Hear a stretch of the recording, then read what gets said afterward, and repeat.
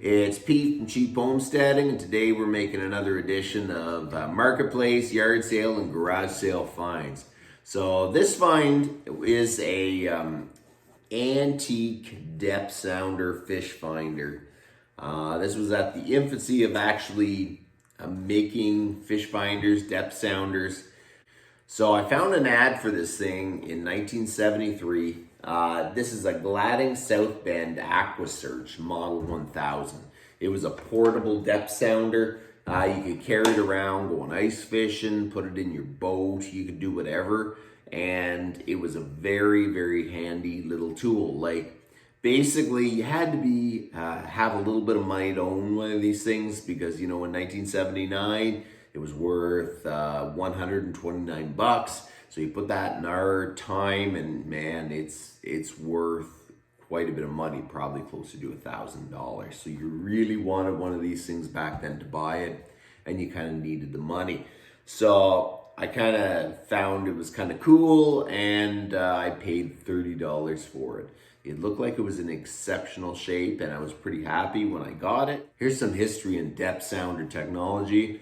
After the war, they used the technology they learned in the war about depth sounders, finding submarines, and they moved it into the civilian use. Like, a lot of technology came out of wartime, and depth sounders are one of them. Basically, it's an electronic tool that uses kind of a mechanical arm that swings around and lights up at the right spot to tell you the depth and if there's fish there. And I took it out already, and I was going to film some of it for you guys, and my camera was dead. So I'm like, man, it just didn't work out. But we're going to go out again, and I assure you it works really, really good. So I'm going to show you what I got. So I don't know much about the Gladding South Bend company, but I've heard of South Bend. They make old rods and reels and outdoor equipment and everything. This thing here looks like it's made pretty decently. It's got an aluminum 1970s style case, seals. There's barely any scratches on it, so it's either the guy really took care of it or he never used it, which is possible because we have, you know, sometimes you buy things thinking you're going to use it and you just don't have time. But nevertheless, it's in super shape. So you open it up, and there's a little latch right here. And that's what you get. You get a depth sounder on a cord, and it's got a battery indicator, noise suppression, and gain. So you got your dial. It goes from 0 to 110. It said on the model that it could actually go to 240. So I'm thinking that it somehow can go around twice. I haven't figured that out. I did modify one thing. It came with like 8 D batteries, and there's no way I could afford to keep putting D batteries in it, so I modified it to a 12-volt battery pickup, because this thing here is 12 volts. And I just hooked it to a battery. So we'll turn it on.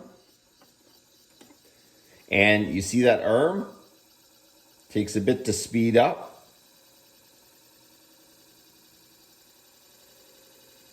So there you go. I don't know if that's normal, but it always goes, but it just takes a bit to speed up. You see that big line up there? That's because I only have it in a shallow bit of water. You take it out, it doesn't work.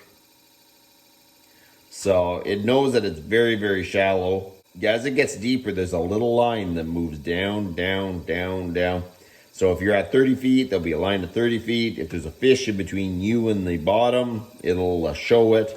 One time I went over a school of crappie, and it just lit up. A whole bunch of them. So this tool is actually really accurate. It is real time. So if it's in between you and the bottom, it's going to show up. So I went out yesterday, used it. It is super. I'm pretty impressed with it. I mean, it's old school. It doesn't draw a little fish like my other fish finder does.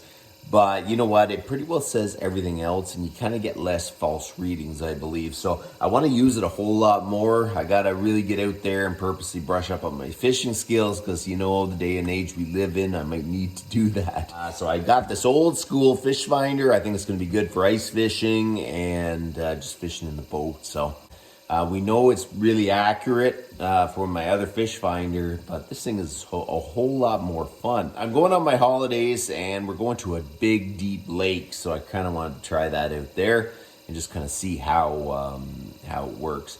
The lake is deep enough that it'll go over the 120 feet that is marked on the actual dial, so we can kind of see what happens when it goes past that, because it did say in that brochure that it'll do 240, so I'm thinking it has to go around twice, and somehow it's going to tell you. So but you know what, I wanted to show you my vintage fish finder, depth finder, and hopefully I'll take you guys out in the next little bit. So that's about enough for today. You guys have a good one.